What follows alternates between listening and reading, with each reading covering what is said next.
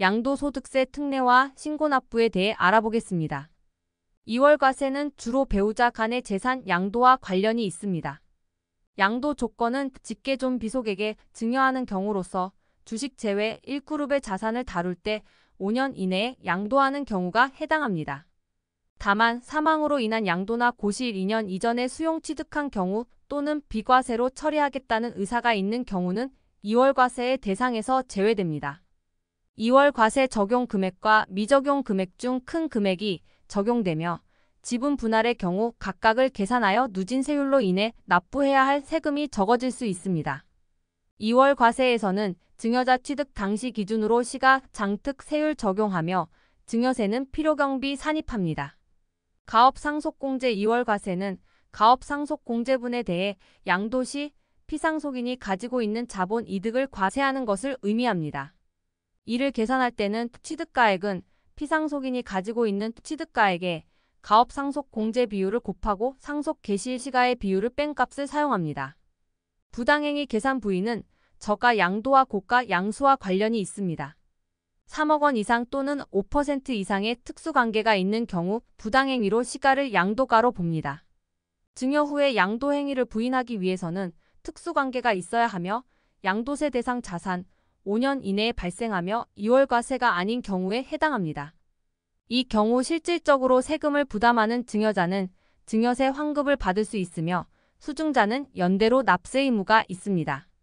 양도세 계산 특례에서는 그룹별로 소득금액 비율에 따라 세율을 적용하며 그룹별 통산 후 양도차손은 세액에서 소멸됩니다.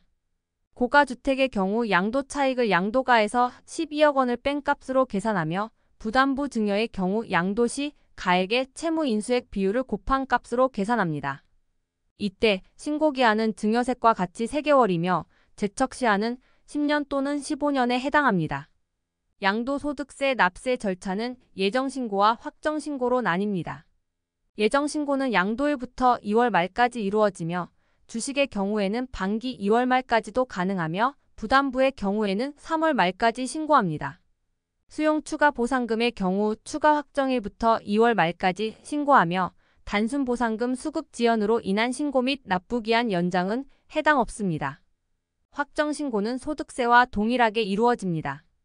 판례에서 주목할 점은 감자시이제 배당을 주식 양도로 가장하여 신고할 경우 세율 차이를 이용한 조세 회피에 해당될 수 있어 실질 귀속에 따라 판단될 수 있습니다. 국외 자산 양도소득은 1그룹 자산을 국내에서 5년 이상 거주한 경우에 적용됩니다. 양도 자산의 가액은 실질 가치 해당 국가의 시가, 기준시가를 순서대로 고려하여 반영하며 대금이 이루어진 날의 환율을 적용합니다. 장기 보유 특별 공제는 해당 사항이 없으며 기본 세율을 적용하며 외국 납부세액 공제는 경비와 세액 공제 중 선택할 수 있습니다. 7. 국외 전출세. 국외 전출세는 거주자가 출국 시 국내 주식을 양도한 것으로 간주됩니다. 출국일 10년 전부터 5년 이상 거주한 대주주가 해당합니다.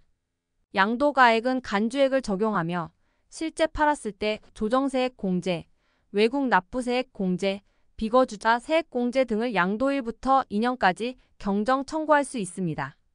조정공제액은 간주양도세에서 실제 양도가를 뺀 후 세율을 곱한 값입니다. 외국 납부세액 공제는 외국 납부세액을 간주양도 차익 비율로 계산하며 외국 정부에서 공제를 적용하는 경우나 세액 공제를 받는 경우 등을 제외합니다. 비거주자 국내 원천소득세액 공제는 양도가액의 10% 또는 양도차익의 20% 중 적은 금액을 사용하며 한도는 산출세액에서 조정공제액을 뺀 값입니다. 출국 전날까지 주식 보유 현황을 신고해야 하며 미신고 시 2% 가산세가 부과됩니다. 신고기한은 3개월이며 납세관리인은 종소세 신고기한까지 제출해야 합니다.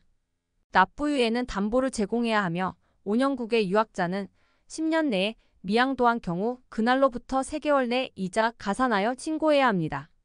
재전입 환급은 5년 내에 다시 거주자가 되거나 거주자에게 증여 또는 상속한 경우 1년 내에 환급 신청이 가능하며 환급 가산금이 없습니다.